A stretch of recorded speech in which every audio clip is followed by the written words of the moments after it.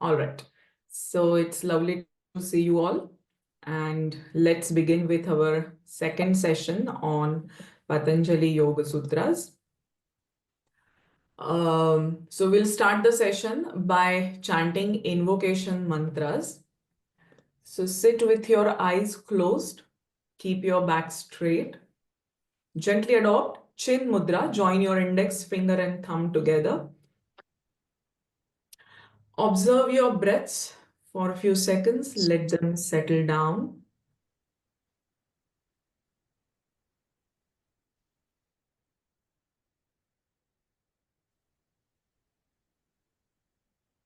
Shri Gurubhyo Namaha Harihi Om Ganana Antva Ganapatigum Havamahe Kavim Kavinam Upamashravastamam Jeshtharajan Brahmanam Brahmanaspata Anashruṇvannotibhis Siddhasadanam Mahaganapataye Namaha Prano Devi Saraswati Vajebhirvajinivati Dheenama Vitryavatu Ano Divo Bruhatah Parvatada Saraswati Yajata Gantu Yajñam Havan Devi Jujushana Ghritachi Shagman No Vachamushati Shrunotu Vagdevyai Namaha Om Sahana Vavatu Sahanau Bhunaktu Sahaviryam Karavavahai Tejasvinavadhitamastu ma vidvishavahai Om Shanti Shanti Shanti.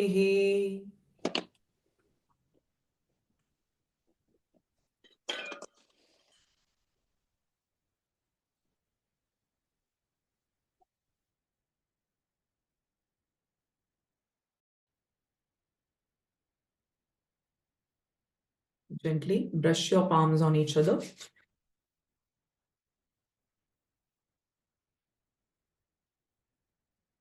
Place them on your eyes to feel the warmth. Gentle massage all over your face. And with few blinks, slowly open your eyes.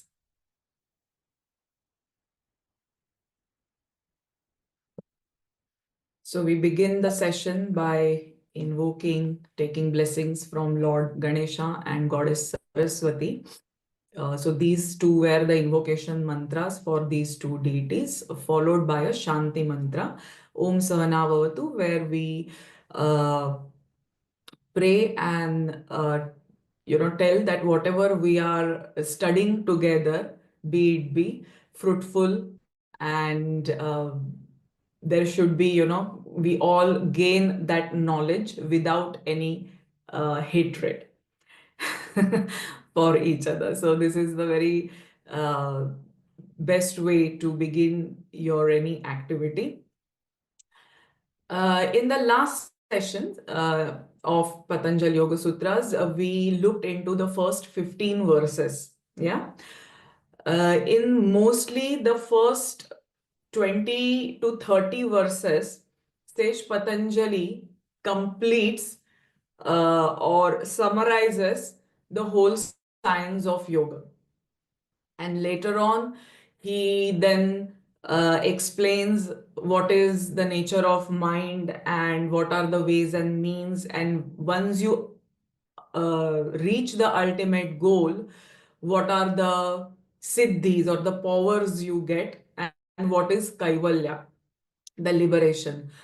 At whatever stage of our sadhana we are, it depends on our own experience to understand these formulas or sutras given by Patanjali, because sometimes it becomes really hard to understand just by reading the superficial meaning of the sutras. But there is a lot deeper meaning hidden in these, packed with meaning or the philosophy in each word. So it will take our lifetime or many lifetimes to understand even the first Sutra, Atha Yoga Anushasanam. Means what? He is considering that we have come here to study the sutras with some practice we have done already in this field. And then he mentions about the definition of yoga, that is yoga chitta vritti nirodha, that restraining or complete absorption of all the mental modifications. And then he explains what are the 5 types of vrittis we all go through, that is pramana, viparya, vikalpa, nidra and smriti. We have seen each one of them, and what types of these modifications are. Those are klishta and aklishta. That is, they can be selfish or selfless. And how to control these modifications? By two ways, that is abhyasa and vairagya. That is the constant practice without interruption, and vairagya, that is dispassion towards almost everything. So let's begin with now invocation to Maharishi Patanjali himself. So we all chant it together. Yogena chittasya padena vacham malam sharirasya cha vaidyakena yopakarottam pravaram muninam patanjalim pranjaliranatosmi. So here I offer my salutations with folded hands to Maharishi Patanjali, reputed among the sages, who removed impurity of mind through yoga, impurity of speech through grammar, and impurity of body through medicine or Ayurveda. So he is considered the founder, or given again. It was not that first time he is giving to the world. It was always there, but he is again organizing everything in a proper format and giving it to the humanity. The 3 sciences, that is the science of yoga, the Vyakarana, and the Ayurveda. So we should be really grateful to Maharishi Patanjali for giving us these 3 sciences to take care of our body, mind, and speech. Because they all are interlinked, correct? Whatever, the way we lead our lifestyle will keep the health of our body. Accordingly, the quality of thoughts will come, and accordingly our words or our the vaka or whatever we are speaking, the quality of what we are speaking. If we just spend our time gossiping about someone or just saying very gross things, or are we going beyond it? So these 3 things are interlinked, and hence he has given a complete package to the humanity. Now, from Sutra 16, he starts with even what is the higher stage of Vairagya, and that is called as Vaitrushyam. The ultimate level of Vairagya. Keep your call on mute and chant after me twice. So please, everyone, if your calls are not, if they are not on mute, it will disturb everyone. So please make sure that your call is on mute. All right. So Tat Param Purusha Khyate, Tat Param Purusha Khyater. So the R sound will come before Guna Vaitrushyam because there is a hook above G. So here we can just cut the sentence. Tat param purusha khyater Guna Vaitrushyam. Guna Vaitrushyam. Tatparam Purusha Khyater Guna Vaitrushyam.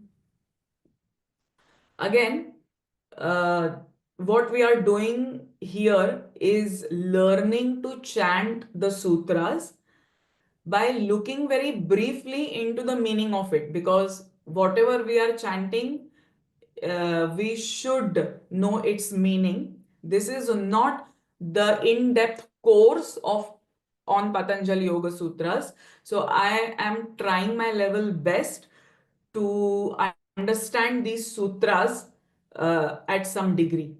All right. So here, Purusha. What is Purusha? Is that's pure consciousness. Okay. Due to realization or knowledge of that pure consciousness, which is free from the gunas. So, what is guna vaitrushyam? When there is no desire for even the gunas, which is the constituents of prakriti or nature, due to the realization of Purusha, the true self, that is the supreme non-attachment. We need to understand, in order to understand Patanjali Yoga Sutras, we need to know few concepts from Sankhya Yoga. That is, what is Purusha, what is Prakriti, what are the evolutes or attributes of Prakriti. So when this pure consciousness, it's the process of evolution.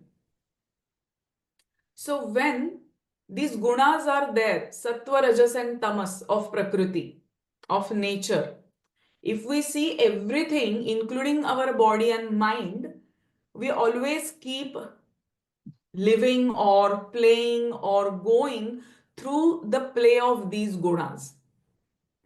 Sometimes sattva is dominant, sometimes tamas is dominant, sometimes rajas is dominant.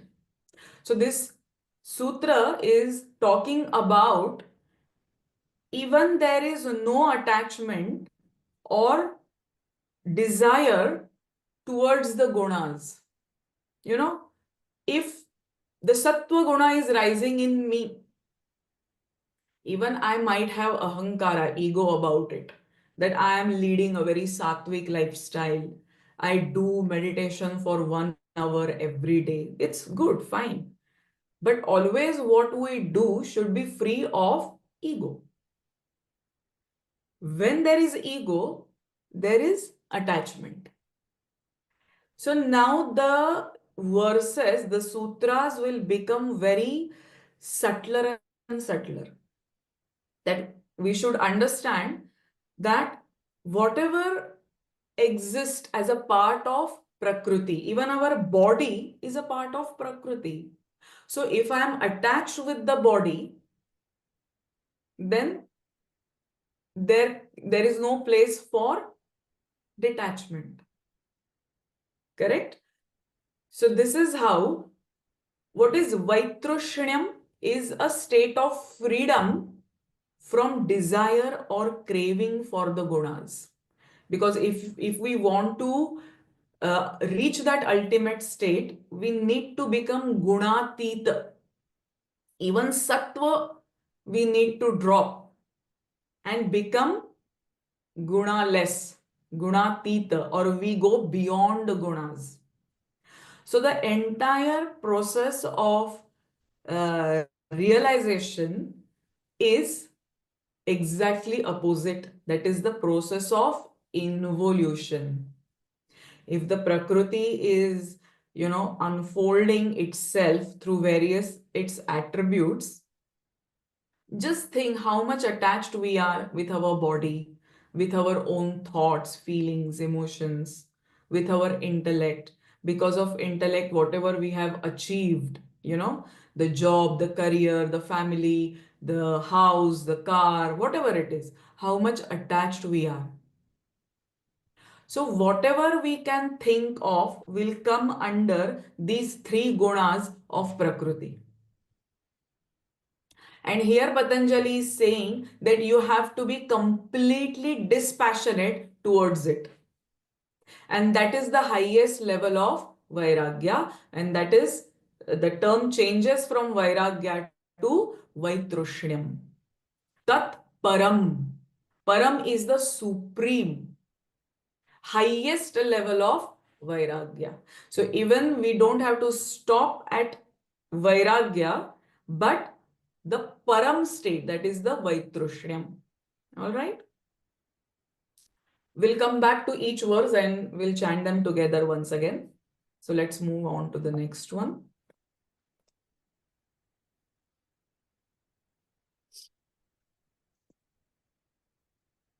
वितर्क विचारानन्दास्मितानुगमात् सम्प्रज्ञातः. So when we are chanting the verses, we are not cutting the words, but we are trying to chant the way they are. वितर्क विचारानन्दास्मितानुगमात् सम्प्रज्ञातः. One more time. वितर्क विचारानन्दास्मितानुगमात् सम्प्रज्ञातः. It might take whole time of our session just to understand this verse. Now Patanjali is explaining what is Samadhi. At its very initial level of Samadhi. When we talk about Ashtanga Yoga, Yama, Niyama, Asan, Pranayam, Pratyahar, Dharana, Dhyan and Samadhi, the 8 limbs of Ashtanga Yoga, right? So when we think that the 8th limb is Samadhi, that means that is the ultimate. But the guru, the teachers will always say, hey, hang on, Samadhi is not the end point. Now, by doing all the conditioning of your body, mind, breathing, all the parts of Prakritis, you have now reached the doorway to the journey within. So, Samadhi is the doorway, is not the ultimate. So, what is that first, but still, it is the highest state. It's not that it is very ordinary.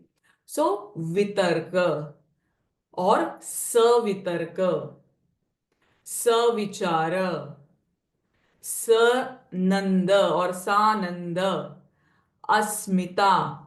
These are, so a yogi, when he is meditating, he has completely shown dispassion towards everything at the Prakriti level, nature level. And now that means his body is so relaxed, but his consciousness is totally alert, awareness, alertness, it at its highest peak. So he goes through this journey. Vitarka, gross thoughts or objects. So initially, if we start our meditation, we need some object to hold on. If we just close our eyes, instantly few thoughts will come. So I need something in gross form to hold my awareness on or my attention on. So that is called as savitarka. Vitarka. I'm questioning, like what kind of thoughts coming? Or are there any thoughts? Or now my mind is completely without thoughts. So it's kind of a reasoning going on within, or you can say that you have taken a gross object and you have fixed your mind on it, is the savitarka samadhi. Then savichara, the same object, but because your concentration has become so subtle, you have now started gaining knowledge of the subtle aspects of the same object. For example, if I am meditating on the idol or picture of Lord Shiva, by meditating, I am seeing its form, how he looks, what he is wearing.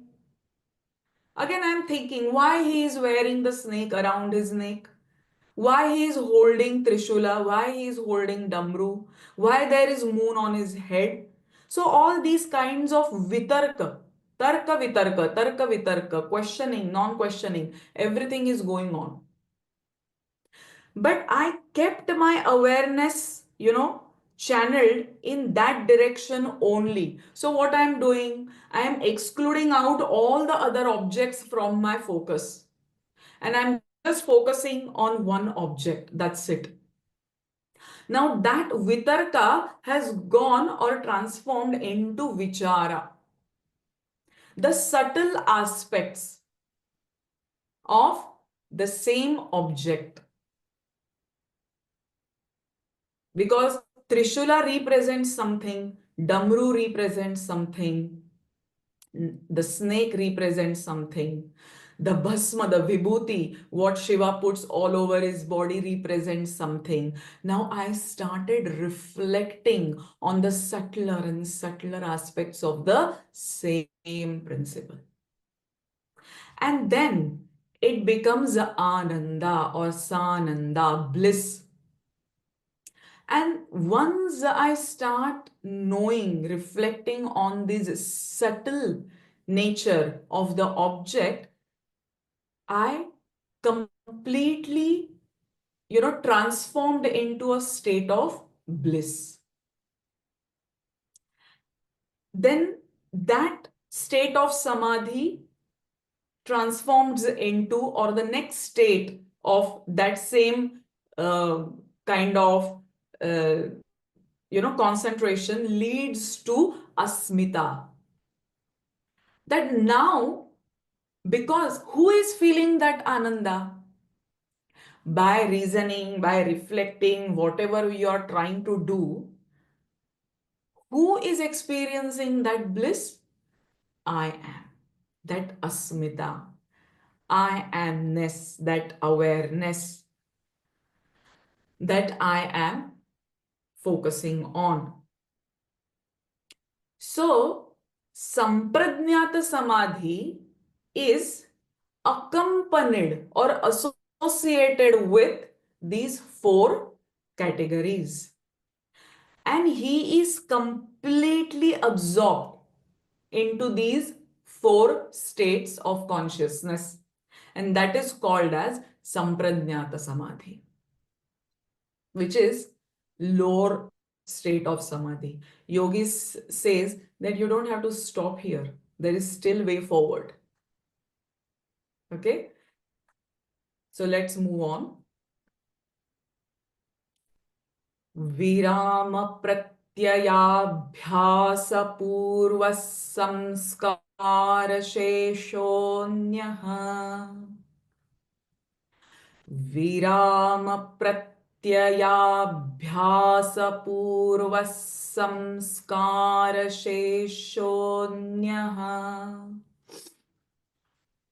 Now there are few rules of chanting. When there is a conjunct sound like a pra, tya, bhya, like two sounds are coming together. So it has a kind of a pressing effect. Virama pratyayabhyasa.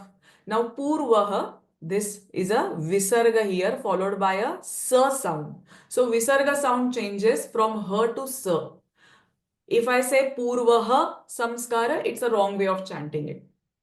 So, it is purva samskar, because this anuswara is a ma sound, not samskara, but samskara, she, sho. This sa is different from this sh, this s with a slanting kind of a line above s. Sa, sh, and sh. These are the three different sounds, and we need to articulate them in the way they are pronounced. So they are she, sho. Sho is this next sa with a dot underneath is a retroflex sh. Virama pratyayabhyasa purva samskara sheshonyaha. Now he is talking about the second type of samadhi, and that is asampradnyata samadhi, which is the higher state from sampradnyata. So what is asampradnyata? By the firmly convinced practice of the complete cessation of the mental modifications, because that's what we are expected to do. Restrain all the chitta vrittis. Now, even I have shown all the dispassion towards the nature or all the attributes of Prakriti. So, I have gone almost beyond my body sense, mind sense, even the asmita, I amness is even, I'm trying to drop. But then what remains? Patanjali is saying samskaras. What remains is the impressions only remain. This is other samadhi, that is asampradnyata samadhi. Virama is you have now complete put stoppage to all the content of the mind, that is mental modifications. How? By the practice of abhyasa. Correct? Purvaha, of the previous samskaras. But then what is still left? This is very important. The latent impressions, the samskaras, vasanas, they are the residual. And that is, you have now there are no thoughts. You have gone beyond vitarka, vichara, ananda, asmita, everything. The yogi has reached that state of consciousness, that state, but only with the remains of latent impressions. That state is called as asampradnyata samadhi. So, in sampradnyata samadhi, the buried seeds can still come into the conscious mind. If I'm still into these four categories, vitarka, vichara, ananda, asmita, some kinds of desires will pop up. Oh, I'm getting hungry, that might come, or you might feel. That means you suddenly drop. Your consciousness suddenly drops to Prakriti level. Okay. When the proper opportunity is given and pull you into the worldly experience. If you haven't done that much enough sadhana, very easily we will fall back into the Prakriti. That is why all these four stages should be passed. Again and again we have to go through it only to pass through it, go beyond it. And you should get into a sampradnyata samadhi where even the ego feeling, I amness, that, that I exist, that is even not there. and the seeds of past impressions are rendered harmless.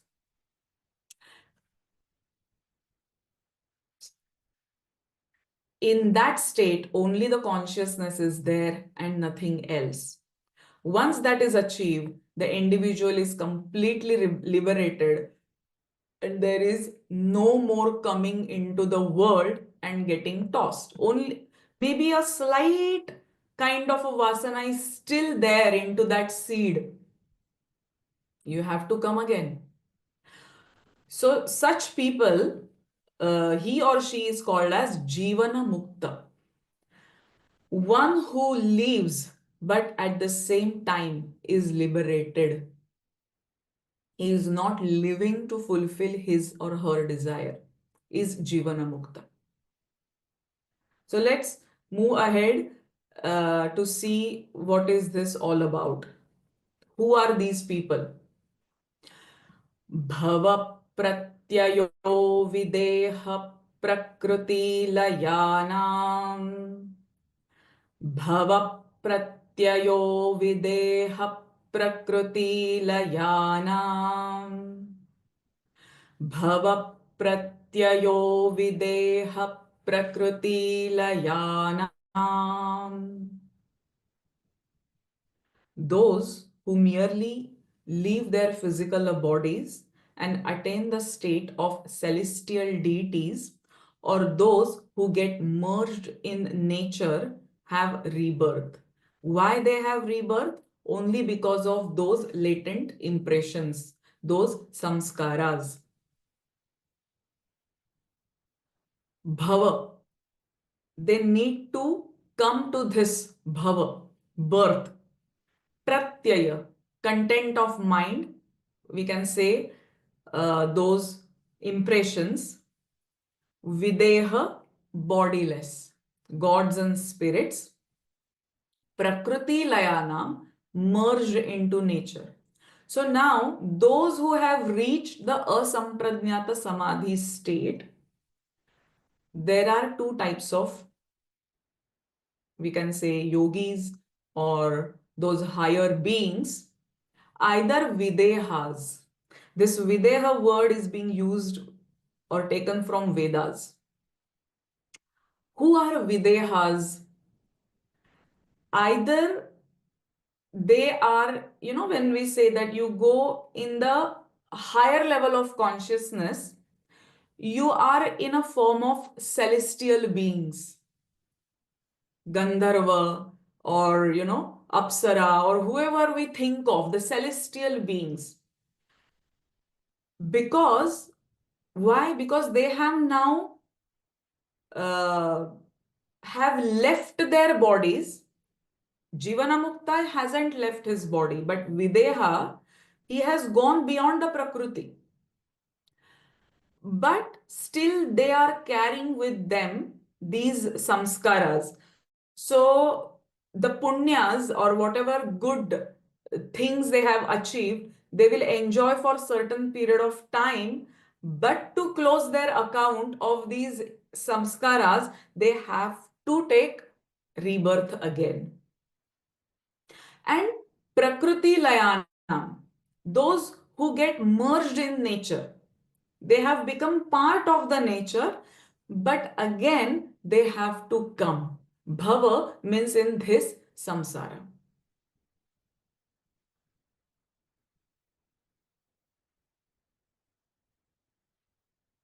The next one, Shraddha Virya Smriti Samadhi Pradnya Purvaka Itaresham. Shraddha Virya Smriti Samadhi Pradnya Purvaka Itaresham. Shraddha Virya Smriti Samadhi Pradnya Purvaka Itaresham. So,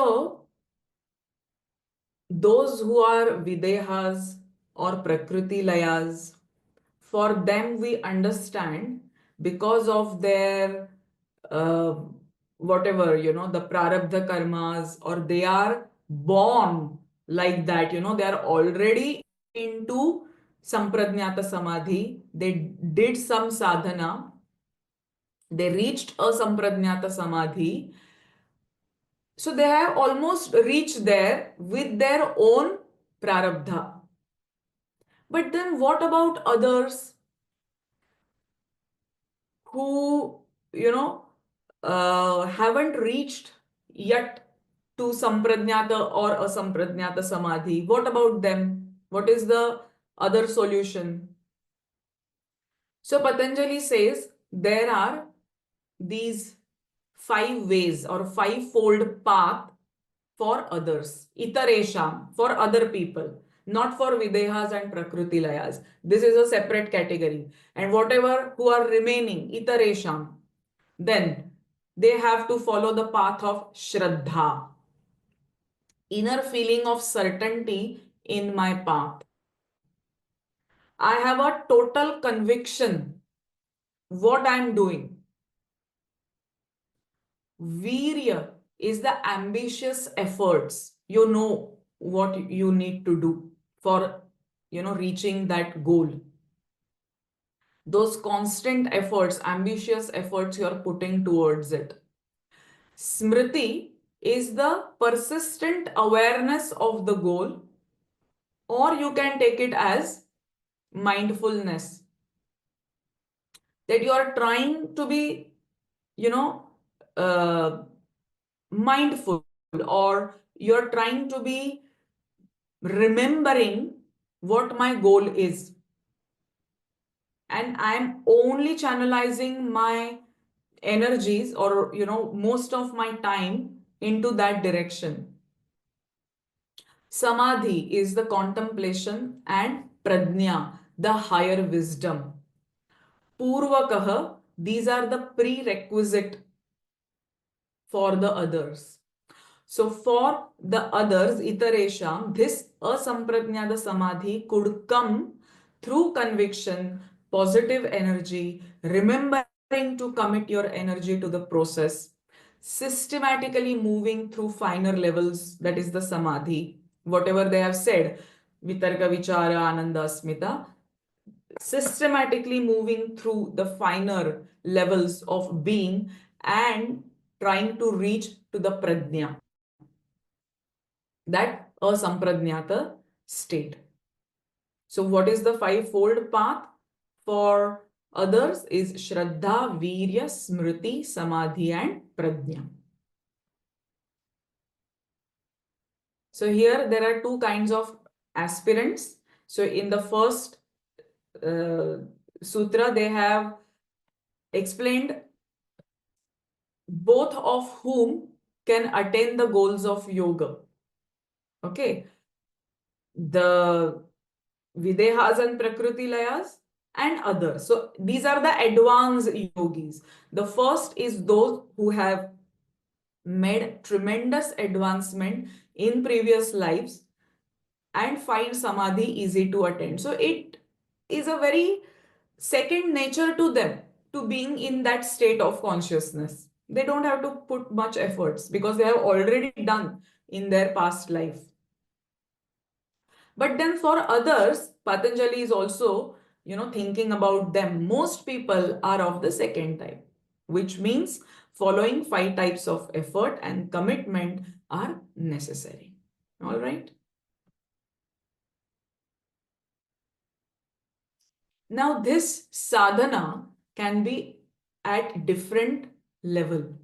He's also explaining if these others are doing their sadhana, if your sadhana is tivra, let's chant this first.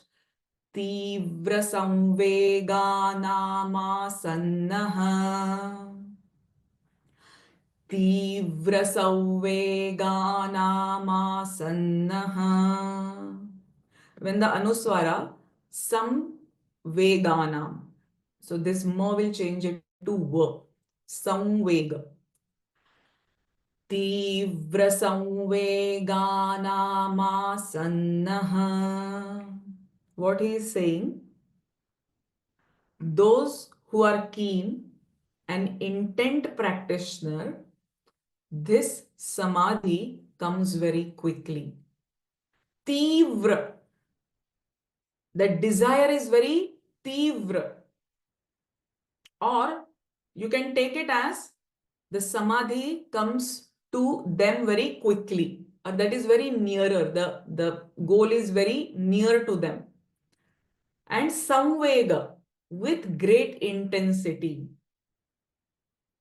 So the intense passion towards what? My abhyasa of this fivefold path, and dispassion, because vairagya and vaitrushyam has to be part of our sadhana. Otherwise, it's very hard to experience these states of consciousness. Otherwise, we'll keep satisfying the our senses. Okay.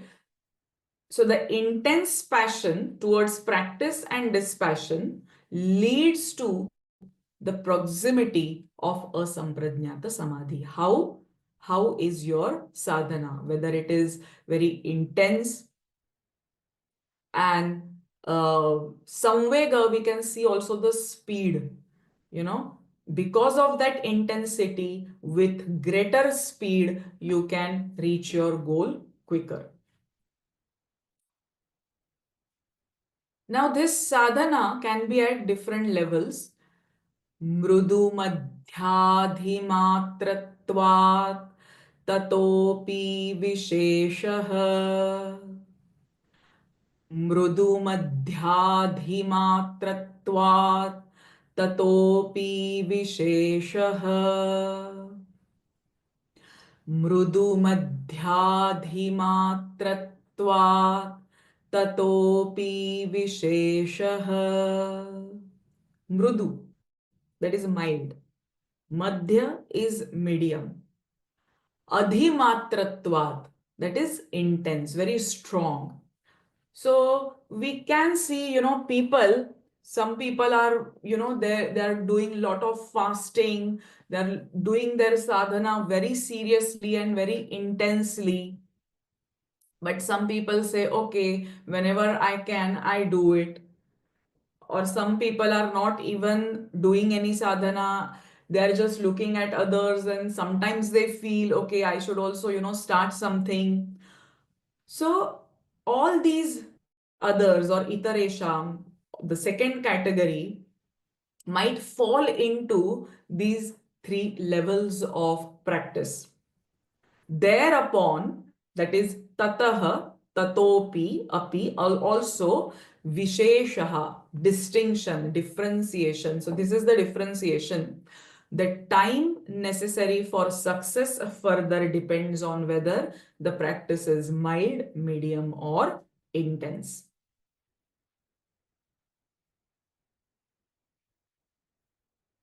And then Patanjali comes to another kind of a way or aid for your practice. And first time he uses the word Ishvara. Ishvara pranidhanadva. Ishvara pranidhanadva. Va, or even if you feel, oh my God, having that conviction and constant efforts and going through the states of samadhi, trying to, feel what is this prajna, the higher wisdom. I don't think that is my path. So he is giving another option. And what is that? Or this samadhi is attained by surrendering yourself. Pranidhanadva, a dedicated devotion. This is a special process, a different skill now you need to develop within yourself. Okay, you have read so many scriptures, you're trying your level best to sit for meditation, do some kind of japa. You are very serious in your sadhana, but sometimes developing this skill of devotion. What is devotion? When you feel that someone sitting out there at higher place is superior to me, and let me surrender whatever I have to that energy. So when you think of surrendering yourself, you're surrendering your ego. Means what? Your existence. Otherwise, most of the times when we do something, what we say, I have done it. If I have done it, let me enjoy the rewards of it. So I am the doer, I am the enjoyer. This kind of attitude behind every action will create its fruits of action, either good or bad. So here Patanjali is expecting us to surrender every fruit of our action as if you're not the doer and you're not the enjoyer. The science of Karma Yoga. Apply that skill into your day-to-day life. Don't say that I am doing it. Don't feel that I am worth enjoying it. If we'll start cultivating this attitude within, slowly and gradually, we start surrendering.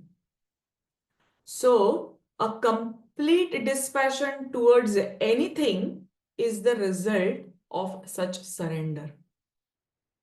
Because I am doing my abhyasa and vairagya. See, without these two, sadhana can be done.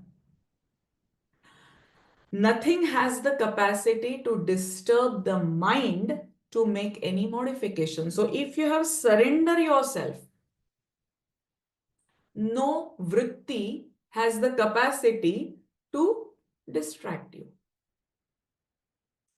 So we can think of Ramakrishna Paramahamsa's example. He is a greatest devoter of Shakti. Can we reach that level of devotion, dispassion? Then we are, Swami Vivekananda says, every soul is potentially divine. You have that potential to realize the divinity within. In fact, we are divine. Aham Brahmasmi, Tattvam Asi. These are the Mahavakyas of Vedas. But have I realized it? Is the question. Right now,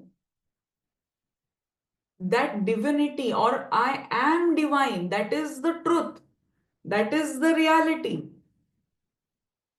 But I feel no, I'm just a human being. I'm a simple, ordinary being. Why it's coming like this? Because of the ignorance. So all sadhana is to not to reach to that divinity because it is already within. But the veils, those avaranas which is hiding that divinity, the sadhana is to remove each layer of ignorance. And then I realize, oh, I was already that, but I was not aware of it. So devotion is the most powerful technique. If you can simply let go of your entire existence, then Samadhi is here right now, available to you.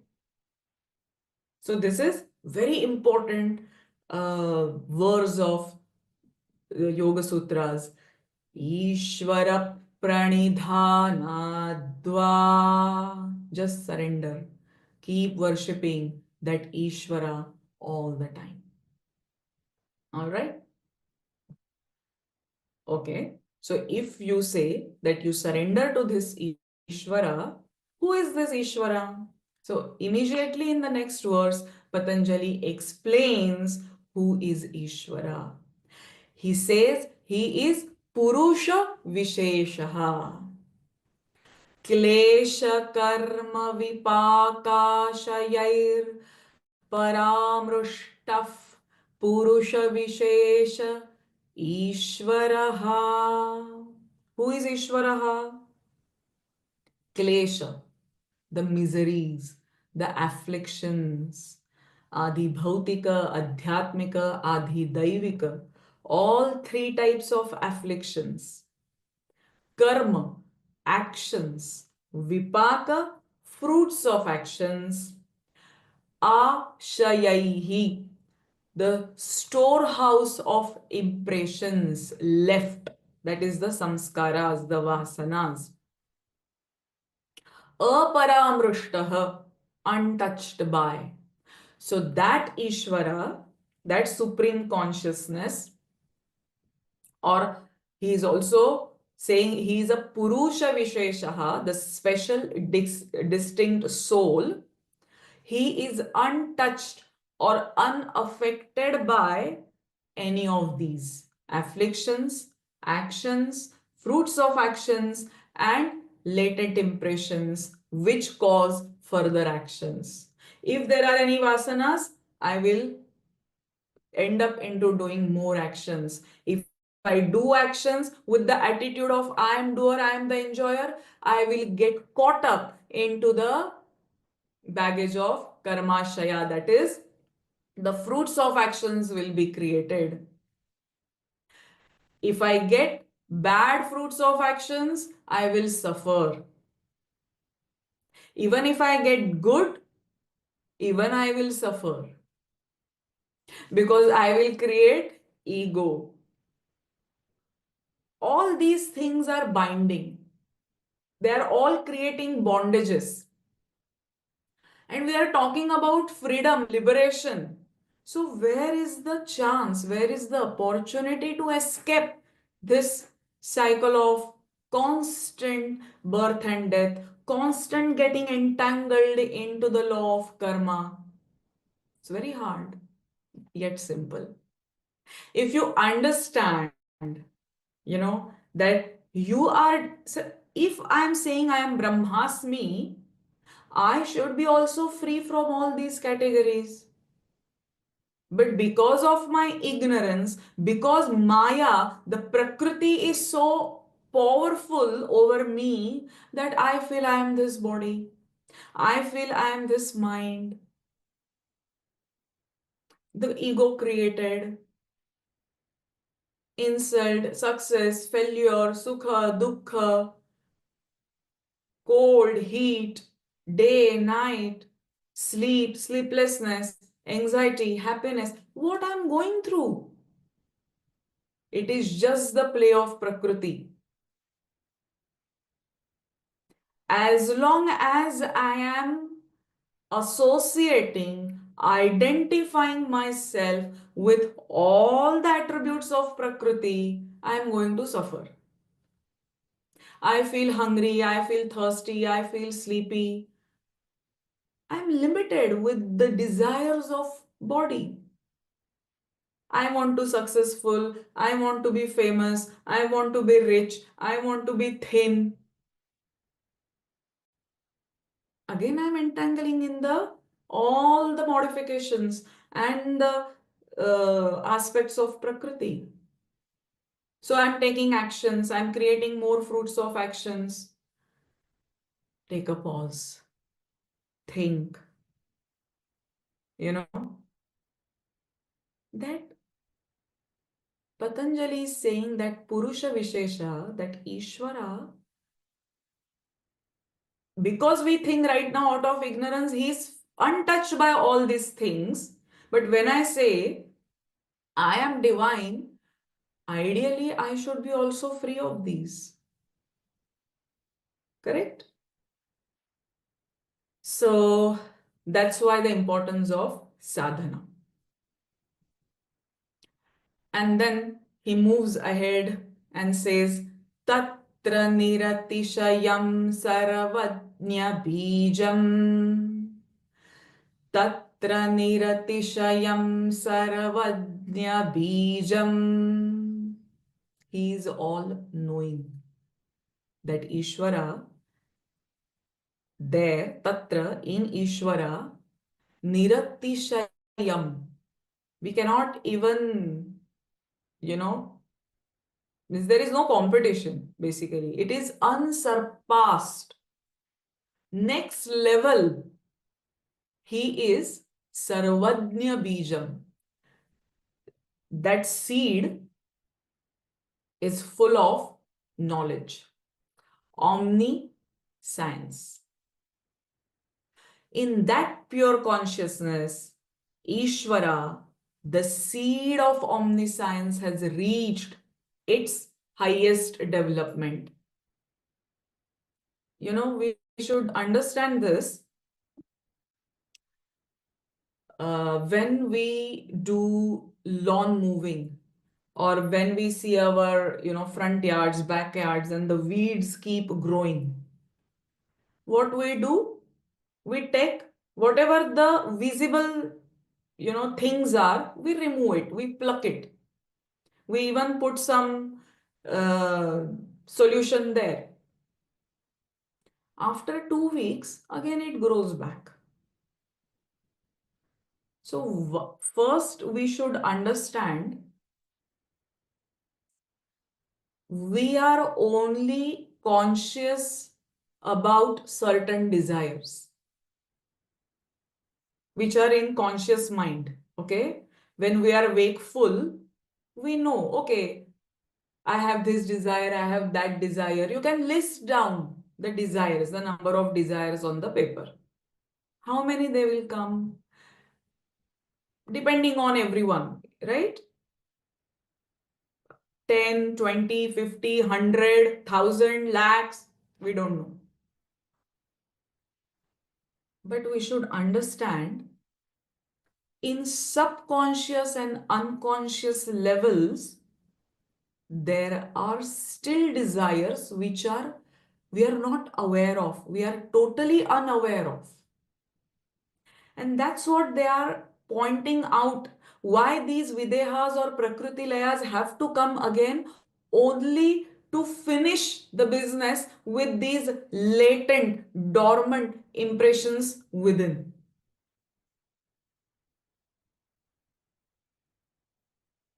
Now, here we are fulfilling desire after desire, desire after desire. There is no end to it.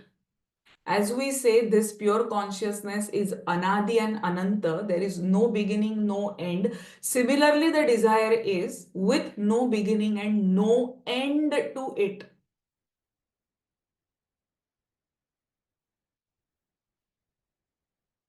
So, this seed need to burn. Okay, so we'll see in the next sutra. First, finish with this. The omniscience includes both the knowledge perceived by the senses as well as the knowledge perceived beyond the senses. It is said the seed of omniscience of the yogi is growing stage by stage. So if we can say that this Ishvara is the source of all knowing, all knowledge, the knowledge which is gained through these Dhyanendriyas, Karmendriyas, and the knowledge which is even beyond the senses. Like, few people can sense what has happened to you in the past or what's going to happen in the future. They are Trikala Darshi. Why? Because they have reached this stage of Sarvajna Bijam, all knowing. So as this knowledge grows further and further, we understand there is no place for desire. And if these desires are see, if I'm surrendering my whole being to the Ishvara, desires are part of it. I should make my account completely zero. But that's what I'm feeling at very conscious level. We are not aware about those things which are still yet to manifest. So that's how after 2 weeks, these weeds were not visible. They were not manifested yet. But when the conducive environment is there, enough water, enough sun, again these weeds are growing back. From where they have come? They were not there. They were there in unmanifested form. I have cut the tree because it was coming in the way. But all the seeds dropped on the soil.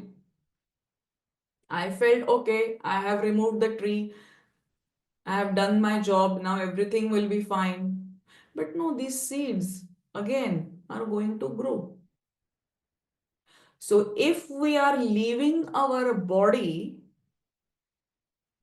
with these seeds, they are still potent to manifest. That's how again we are going to take birth, birth after birth. There is no end to it. So let me first understand what is this all knowing is all about. Tatra nirati Tatra niratishayam sarvajna bijam. Sarvajna bijam. All knowing. I should remember it. What is this all knowing? Now again, this Ishvara is the Guru of Gurus. Sapurveshamapi Guruh Kale Nanavachhedat.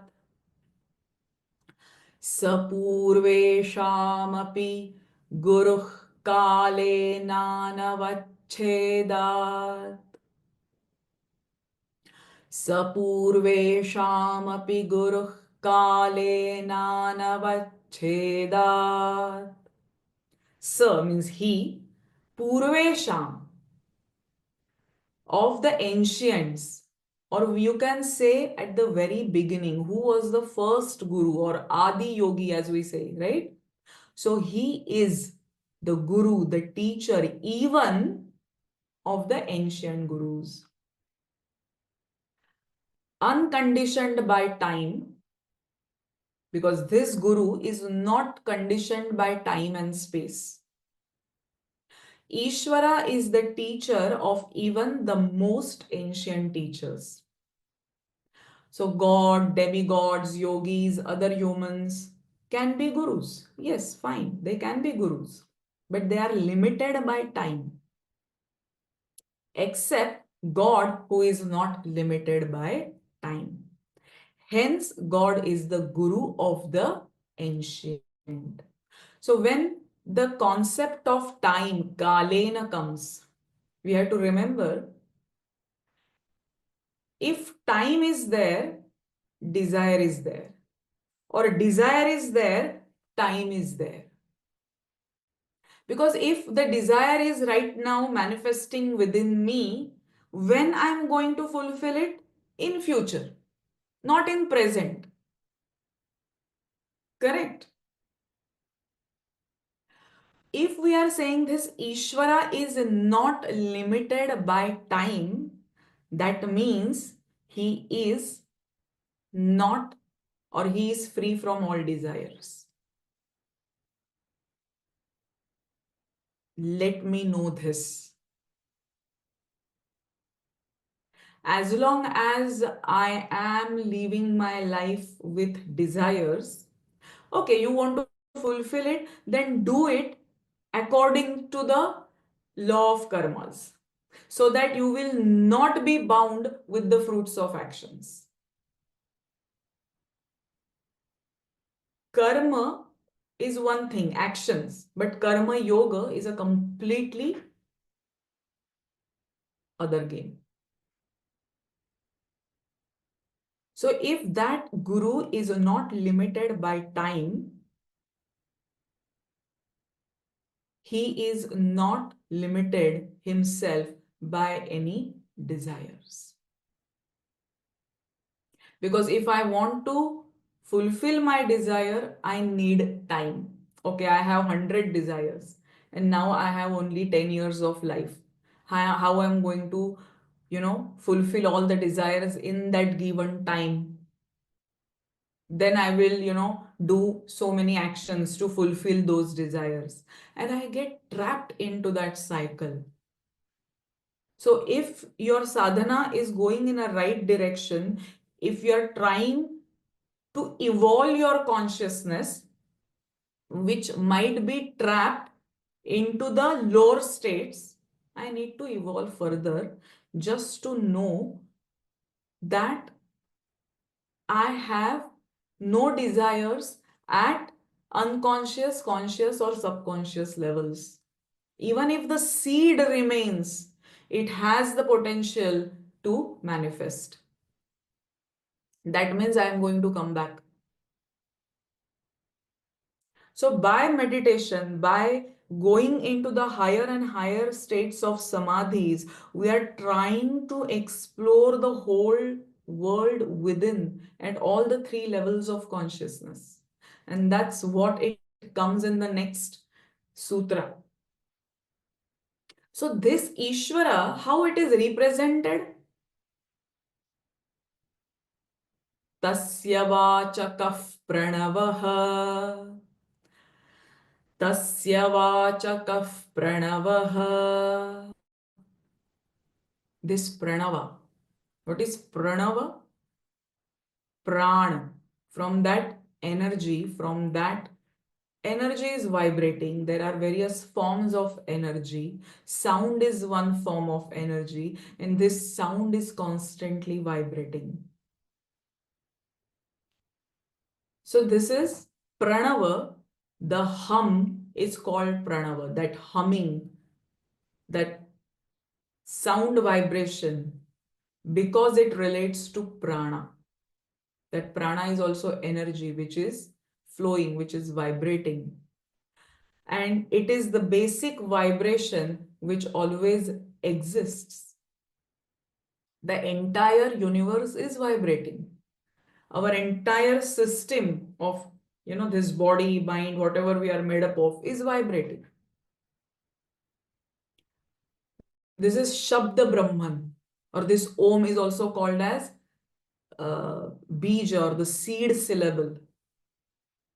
So if we want to work with the seeds within us, which are yet to manifest, they can, grow further. That means those desires, those vasanas can grow further. I have to take help of such seed syllable, the bija mantra, that is Om. In Mandukya Upanishad, this Om is explained in greater depths. So whatever the symbol Om is represented as.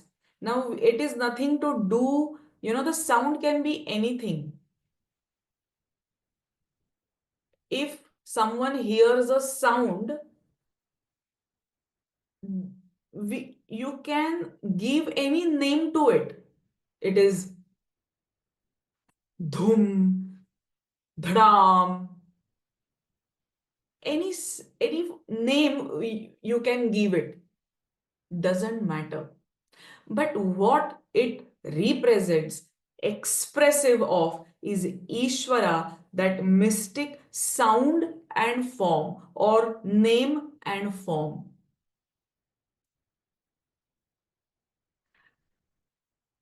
So the first curve of Om, this represents the deep sleep state, that is the Sushupti Avastha. The lower one represents the waking state, Jagruta Avastha. This semicircle represents the dream state, that is Swapna Avastha. This crescent in the middle represents the Prakriti, Maya. And this dot is the fourth state, that is the Turya Avastha. Most of us are going through these three states of consciousness. Either we are wakeful, Either we are sleeping, either we are dreaming.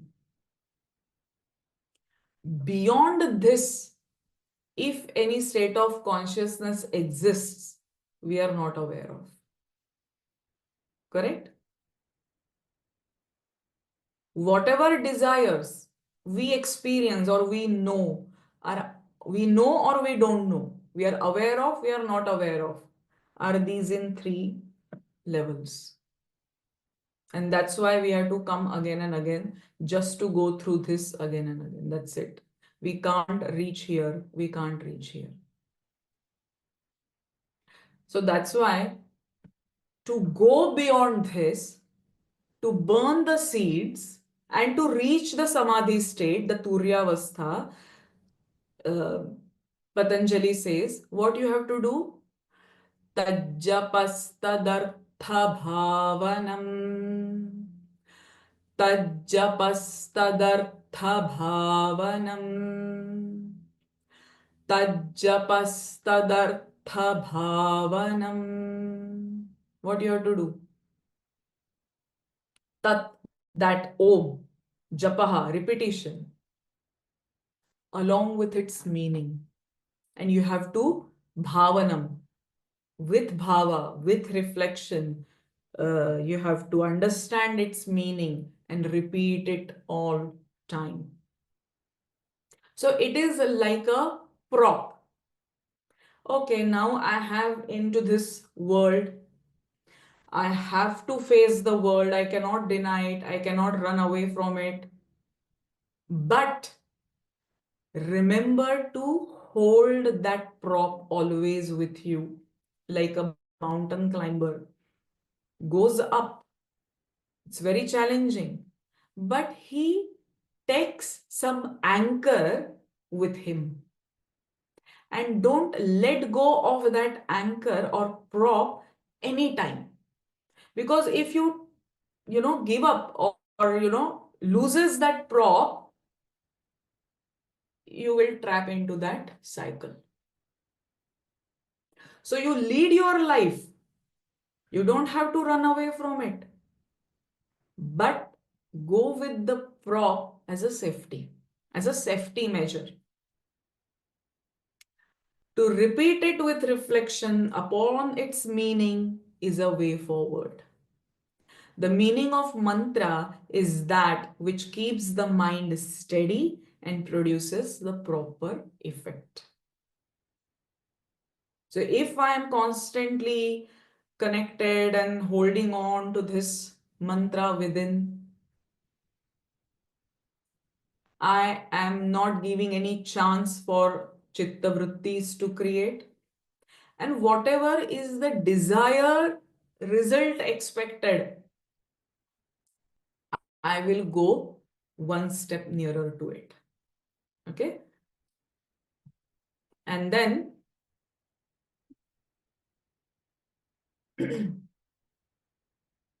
tataf pratyakachetanaadhigamo प्यंतराया भावश्च ततः प्रत्यकचेतनाधिगमोऽप्यन्तराया भावश्च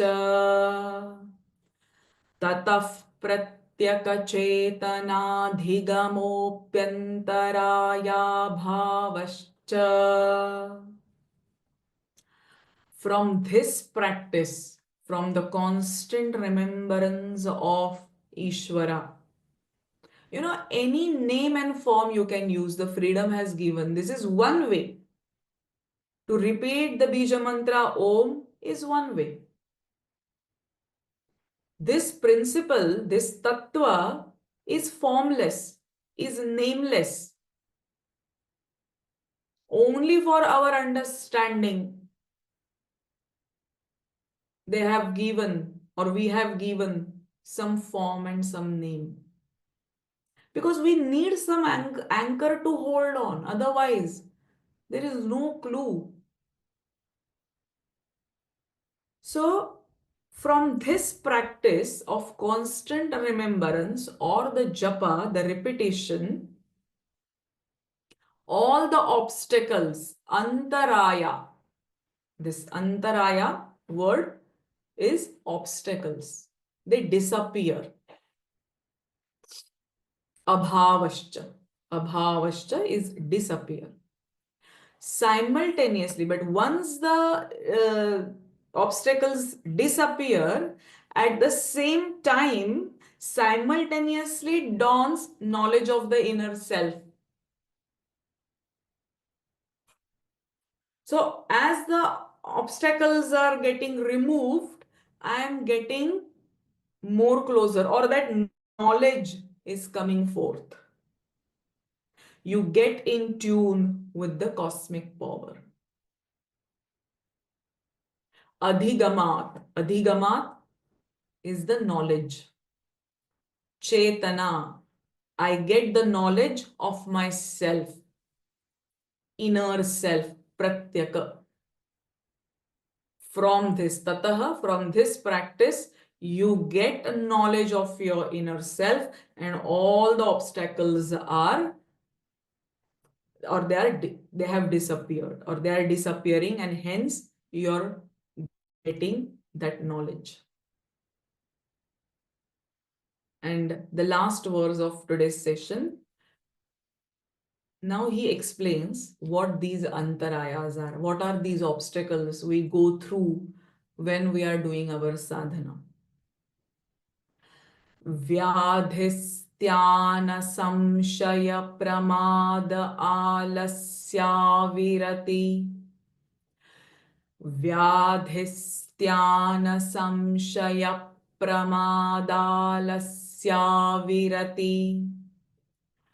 Vyadhisthana samshaya pramadalasya virati. Bhranti darshana labdhva bhumikat. Sorry. Bhranti darshana labdhva bhumikatvanavasthitattvani. So different words, we'll understand them one by one. Bhranti darshana labdhva bhumikatvanavasthitattvani. Bhranti darshana labdhva bhumikatvanavasthitattvani. Chitta vikshepastentarayaha. Chitta vikshepastentarayaha. Chitta vikshepastentarayaha. Chitta vikshepas. What chitta is the mind stuff.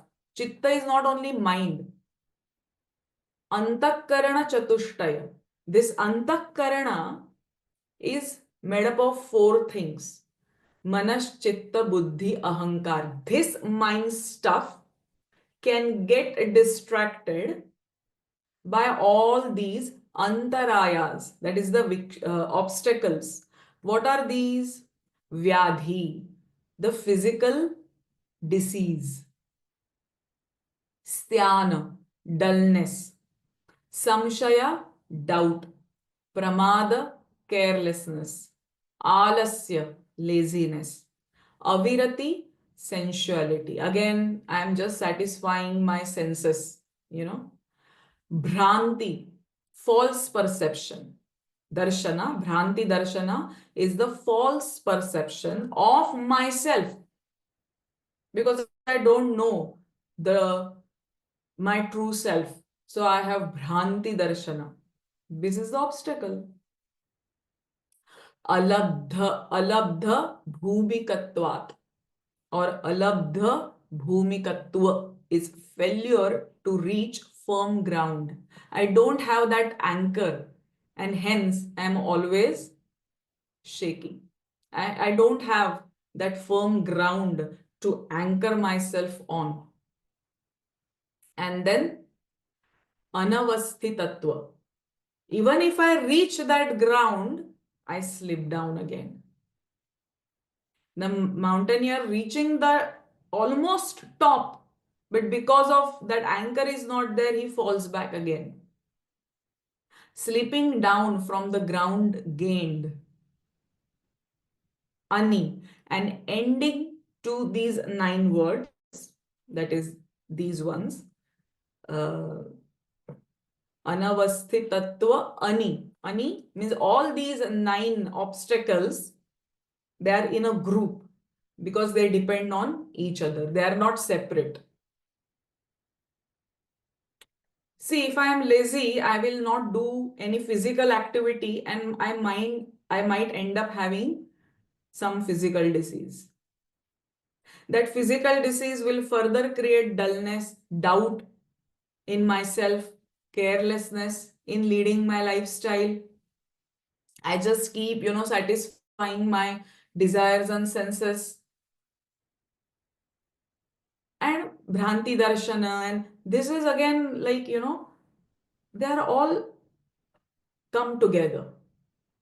So whenever we are on the path of our sadhana, these obstacles will be there, or we might have to face these obstacles. So he has listed down, so we have to be aware of that, no, without healthy body, I can't even start my sadhana. I have to be fit. I should do some physical exercises or yoga postures or sun salutations, whatever you enjoy. You do that physical activity. Keep your body fit and healthy. Keep your mind fit and healthy. Because ultimately, even we are saying we have to give up on the attributes of Prakriti, these are the tools. But we should not limit ourselves with these tools. We have to use these tools and give away. Use these tools and drop them. Use these tools and drop them. Only to reach the our true self. Correct? So let's go quickly. I know we have run over the time. We'll go through all the verses once. Again, in next verse, Patanjali explains few more obstacles, and we'll see these verses in the next session. So we are stopping here. Quickly revise all these verses.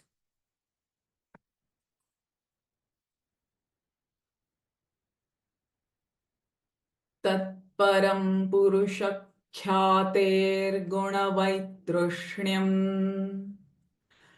तत्परं पुरुषख्यातेर्गुणवैतृष्ण्यम् highest state of dispassion.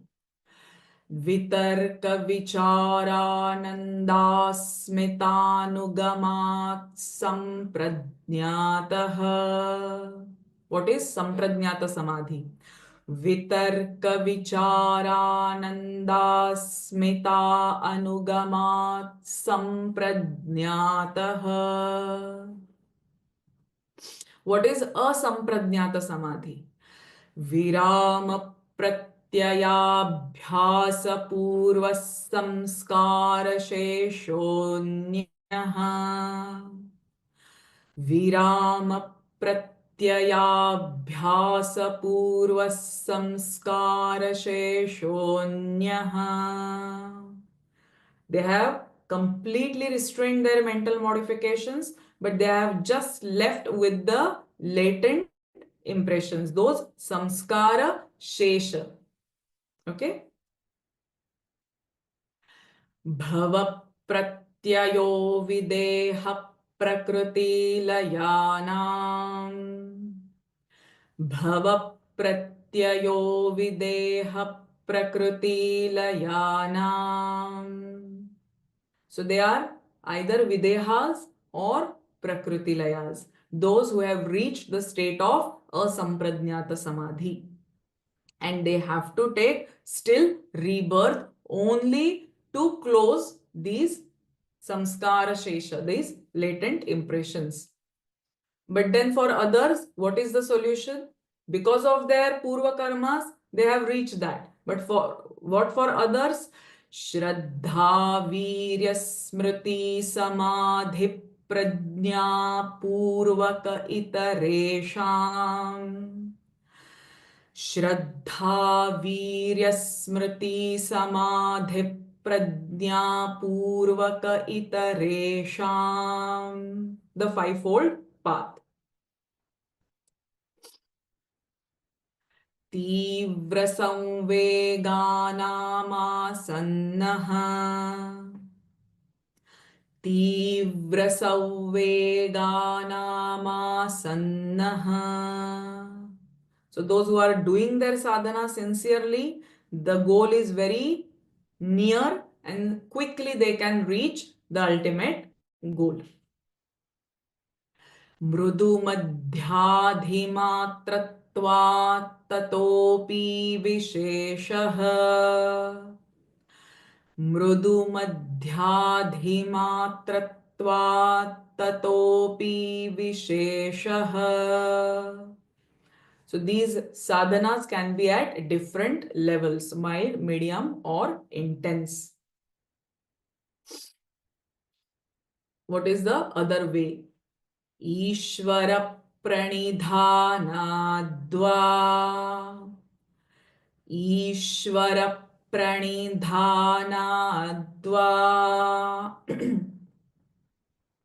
Who is this Ishvara? क्लेश कर्म विपाकाशयैर् परामृष्टः पुरुष विशेष ईश्वरः. क्लेशकर्म विपाकाशयैर्परामृष्टः पुरुष विशेष ईश्वरः. He is untouched by all these miseries, actions, fruits of actions, and so on. Tatra niratishyam sarvajna bijam. Tatra niratishayam sarvajna bijam. He is the source of all knowledge. Sapurveshamapi guruh kale nanavacheda. He is the guru of all the ancient gurus.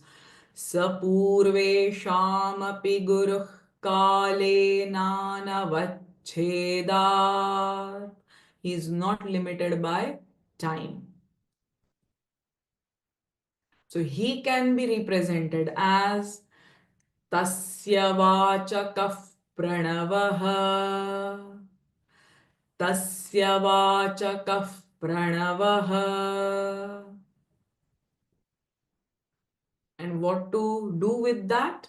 You have to keep repeating, remembering him all the time as the prop given to you as you lead this life. Tajat tajajjapasthadartha bhavanam. Tajajjapasthadartha bhavanam. By knowing its meaning, what that name and form represents, the pranava. Tatah pratyakachetanaadhigamopyantaraya bhavascha. Tatah pratyakachetanaadhigamopyantaraya bhavascha. So by knowing your true self, slowly and gradually all the obstacles will disappear. But what are these obstacles? Vyadhistyana samshaya pramada lasya virati Bhranti darshana labdhva bhumi kattvanavasthitattvani chitta vikshepasthenantarayaha.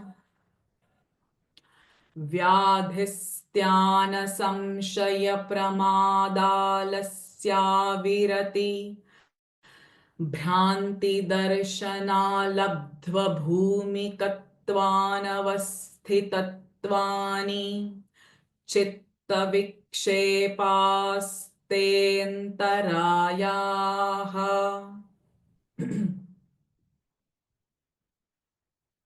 So here we'll stop by doing the Shanti mantra. Before that, if anyone wants to share anything or if you have any questions, we'll keep a few minutes for that.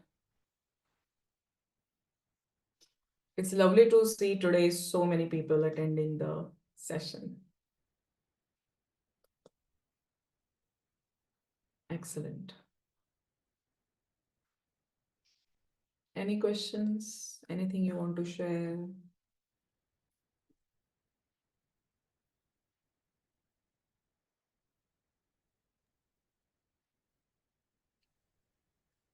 Good Yes. morning, all from Lovely. Trinidad. I'm Yes. Aston Ketki. Yes. It was interesting when you had this slide with the Om and all the different limbs coming off.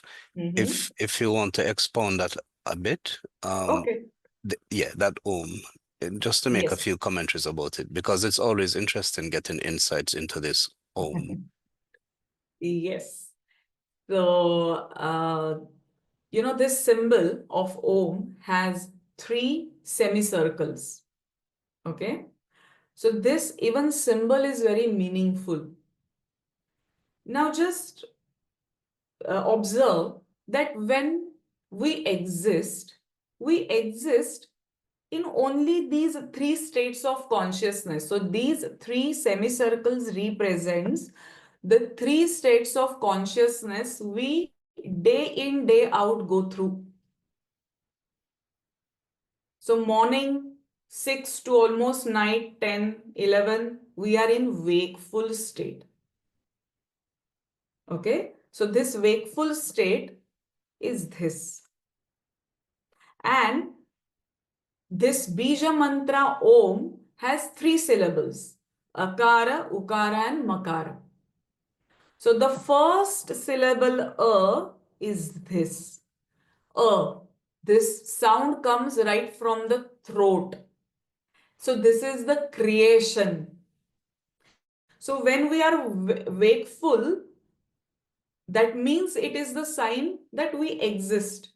We have been here, created, or we are going to create few things with our actions. And the sound also itself creates from the throat.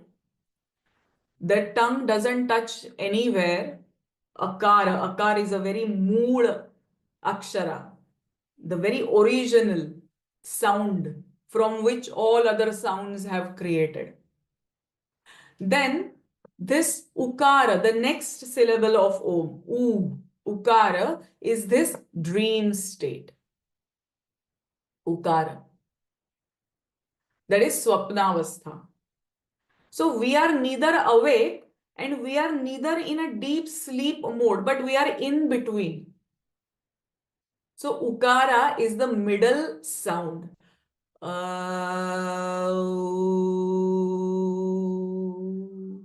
Now the two lips are coming close to each other, but they haven't touched to each other. This is the middle state. And the third sound is makara. That hum. That humming is, done with the makara where lips touch to each other. And this makara, the last is represent with this circle where we are in sushupti avastha. We are very close to our nature. Deep sleep. The most happiest state. We are almost unconscious at that time. We lose the identity of body, mind, senses, thoughts, whatnot. Everything we forget. Or we are not identifying ourself with our body. Do you remember your body when you're in deep sleep? We cannot identify it. Why? Why? Can anyone tell?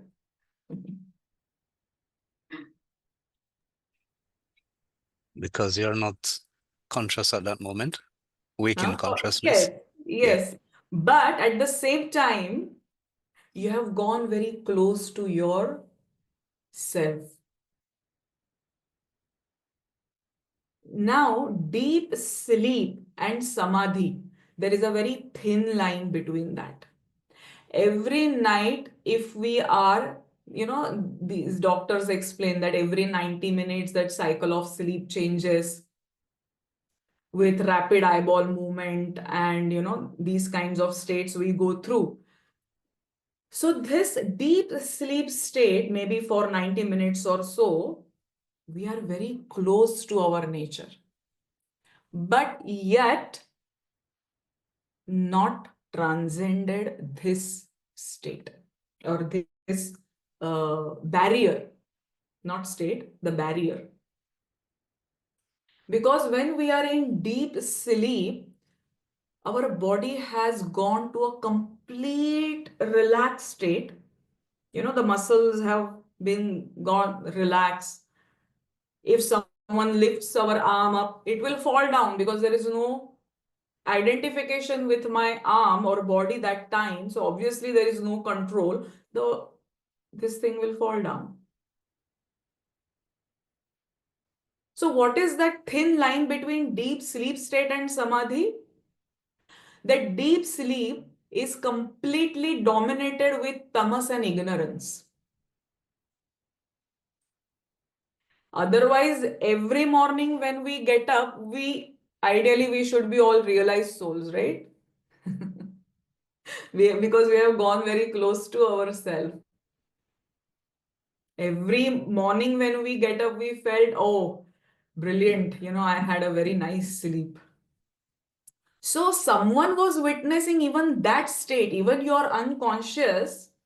There is some principle experiencing, observing, or when you are come back to this wakeful state, you say, oh yes, I feel good, refreshed, I had a great sleep ever. But yet, again start having I need my cup of coffee in the morning. Without that, I can't work. I can't start my work. So when we come into either dream state or wakeful state, we again get identified with the attributes of Prakriti, body, mind, complex. So that means there is no transformation has happened. Okay. We are still the same. With the same ignorance we have got up. Who is stopping us from reaching this fourth state? This Maya, illusion, and our experiences with the external world. Notice how it separates us from Samadhi. Maya is very powerful. Illusion. Now, for example, when we are in a dream state, we are having some beautiful dream. I'm in a five-star hotel, eating the delicious food. I am meeting someone I love the most. You're seeing everything in that dream. Or a very worst dream. Even in dream, you're getting scared. Your body is also getting tightened. You're sweating. All these drama is going on in your dreams. When you're going through the dream, you feel it's 100% true. If someone tells you, hey, what you're saying, you will say, no, no, no. I am, seeing this, seeing that. I am in five-star hotel. It was 100% reality when I am in this state of consciousness. Only when I come out of this state into the wakeful state, Then only I realized that dream was not true. So it is relative truth. See, this Om, it's a very powerful mantra. It just gives you the gist of entire Vedanta or the spirituality. Now, only when you come to the wakeful state, you understand everything was false, nothing was real. Same way, when we are in wakeful state and whatever we are experiencing, I see a tree, I see the clouds, I see a bird, I see my body, what I feel, this is 100% truth.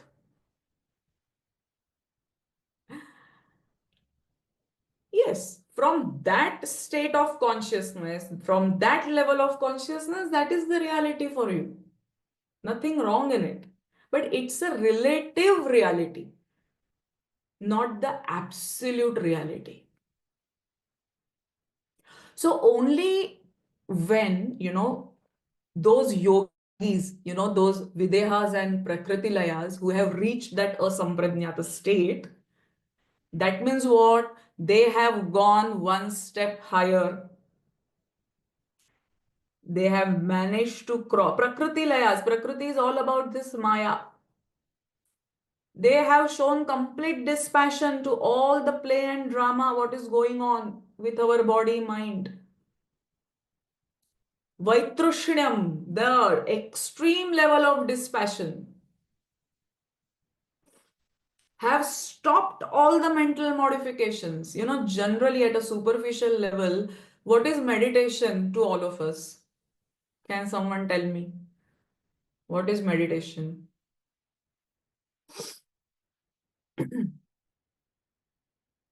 What we are trying in meditation? Trying to stay quiet and clear of all the thoughts. Yeah. So this is just the beginning of meditation. Correct?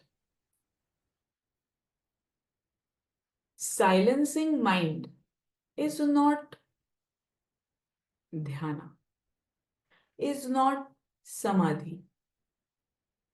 Only by making your mind silent, free of thoughts, or making the complete vacuum, now it is ready to explore higher and higher states of consciousness. You haven't reached yet dhyanavastha. It is, we can say, by doing dharana, we are putting our mind on one object, and that object I am holding within myself. That is dharana. And that dharana, when prolongs for long period of time, it, transformed into meditation.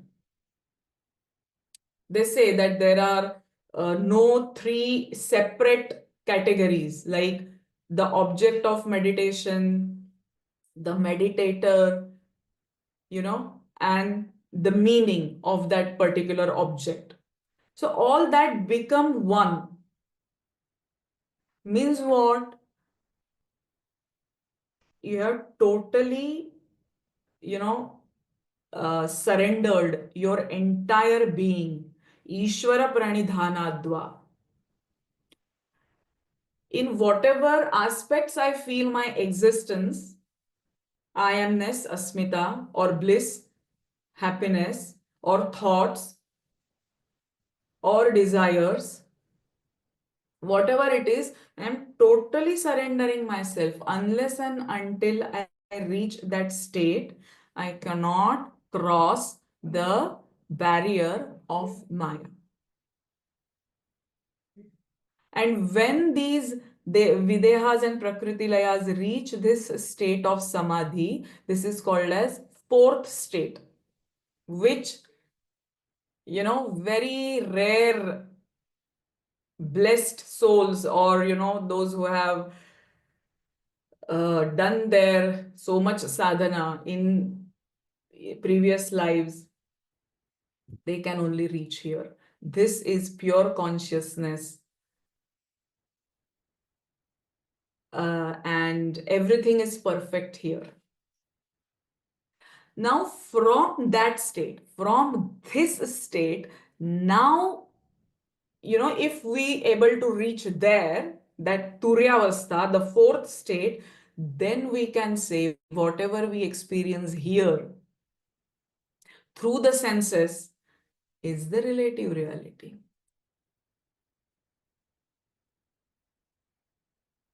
Isn't it?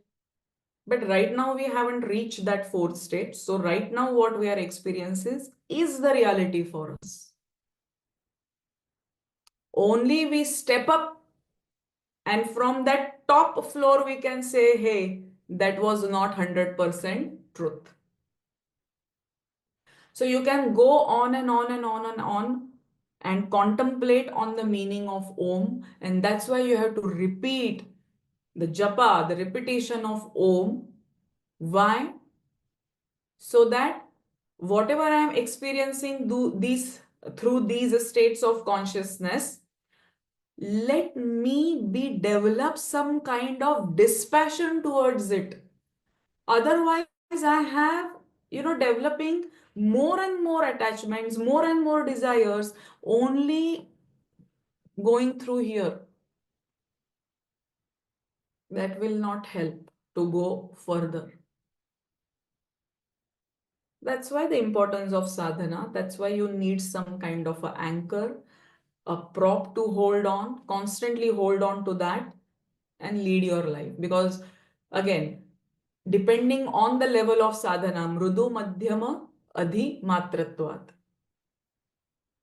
Some people say, abhi to, right now I don't have time. When I will get retired, I will see what to do.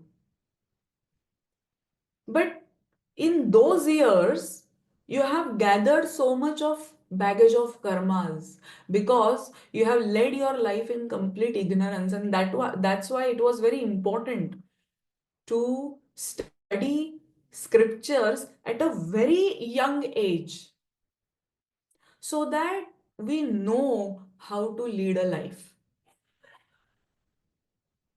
But we keep it for our retirement. We keep it for our old age. By that time, almost, most of life you have lived. So start contemplating on this Om, this Pranava. Okay? Thank you very much for that explanation, and thanks for the patience to all as well. I know I asked a question. I will never look at Om the same again. You have really peeled off a couple layers for me in terms of getting deeper into the understanding. Appreciate it. Thank you. Thank you. Yes. Anything else? Yeah. Thank you, Aston, and thank you, Kate Key, for that beautiful elaboration. Thank Yes, you. it was really, really good. Thank you. Thank you. Thank you. Thank you. Thank you. Great. Bye. Yes. So with the Shanti mantra, we'll end the session. So just close your eyes, adopt Chin Mudra.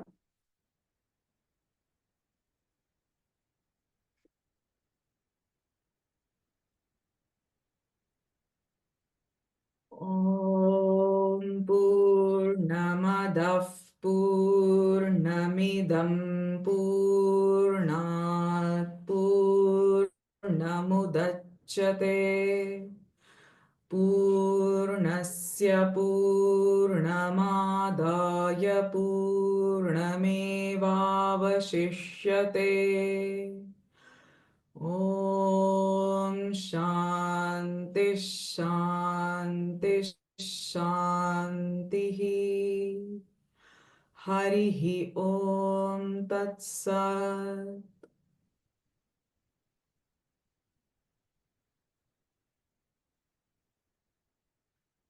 All right. So once again, thank you everyone who has joined today. And next month, we will meet on 12th of April. Okay, so keep your diary free and I will see you then. Till that, go through these sutras, keep chanting them, try to understand their meaning, explore at your own level and time, whatever you can. And it will be nice if you keep sharing anything on the group related to this. So take care, and I will see you next time. Thank you, Kate. Bye-bye. Bye, everyone. Bye, everyone.